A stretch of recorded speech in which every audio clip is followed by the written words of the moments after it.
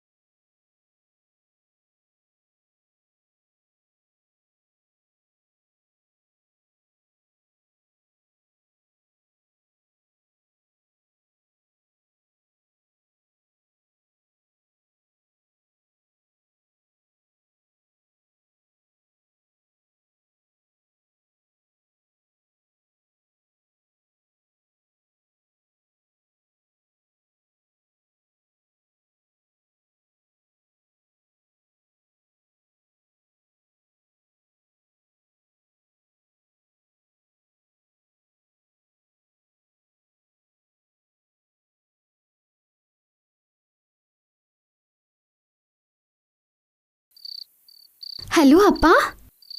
ಯಾವಾಗ್ಲೂ ಅಪ್ಪನೇ ಬೇಕಾ? ಈ ಅಮ್ಮ ನೆನ್ಪಿಲ್ವಾ ನಿನ್ಗೆ? ಅಮ್ಮ ಹೇಗಿದ್ಯಾ? ಏನು ಚೆನ್ನಾಗಿಲ್ಲ. ಏನಾಯ್ತಮ್ಮ? ಮೈಗೆ ಹುಷಾರಿಲ್ವಾ? ನಿನ್ನ ನೋಡ್ಬೇಕು ಅನಿಸ್ತಿದೆ ಕಣೆ. ದಿನ ರಾಕಿ ಕನ್ಸಲ್ ಬರ್ತಿದ್ದಾನೆ. ನನಗೂ ನಿನ್ನ ನೋಡ್ಬೇಕು ಅನ್ನಿಸ್ತಿದೆ ಅಮ್ಮ. ಅಪ್ಪನ ಜೊತೆ ನೀನು ಇಲ್ಲಿಗೆ ಬರ್ಬೋದಲ್ವಾ? ನಾನ್ ಅಲ್ಲಿಗೆ ಬರೋದಲ್ಲ, ನೀನು ಅಳಿಯಂದ್ರು ಮಗು ಎಲ್ರೂ ಇಲ್ಲಿಗೆ ಬರ್ಬೇಕು. ಮದ್ವೆ ಆಗಿ ಹೊಸ್ತ್ರಲ್ಲಿ ಮನೆಗೆ ಬಂದಿದ್ ನೀವು. ಅವರಿಗೆ ಆಫೀಸಲ್ಲಿ ಕೆಲಸ ಇರತ್ತಮ್ಮ, ನಾವಲ್ಲಿ ಬರೋದಕ್ಕೆ ಸ್ವಲ್ಪ ಕಷ್ಟ ಆಗ್ಬೋದು. ಯಾರ್ ಮಮ್ಮಿ? ಅಜ್ಜಿನಾ? ಕೊಡಿಲಿ. ಹೆಲೋ ಅಜ್ಜಿ, ಹೇಗಿದ್ದೀರಾ? ನಾನ್ ಚೆನ್ನಾಗಿದ್ದೀನಿ ರಾಕಿ, ನೀನ್ ಹೇಗಿದೀಯಾ? ಚೆನ್ನಾಗಿದ್ದೀನಿ ಅಜ್ಜಿ.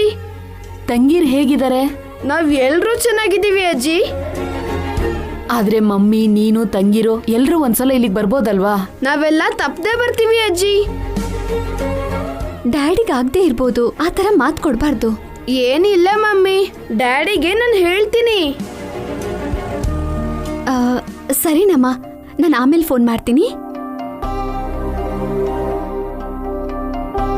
ಏನಾಯ್ತು ಸುಶೀಲಾ? ಅವರಿಗೆ ಇಲ್ಲಿಗೆ ಬರೋಕ್ ಆಗಲ್ವಂತೆ ರೀ. ಬೇಜಾರು ಮಾಡ್ಕೋಬೇಡ ಸುಶೀಲಾ, ಟೈಮ್ ನೋಡ್ಕೊಂಡು ನಾವೇ ಅಲ್ಲಿಗೆ ಹೋಗೋಣ. ನಾವೆಲ್ಲರೂ ಆಟ ಆಡೋಣ. ಹೊಸವ್ರೆ, ನನ್ನ ಮೊಬೈಲ್ ತಗೊಂಡ್ಬರ್ತೀರಾ? Thank you. ಓಕೆ.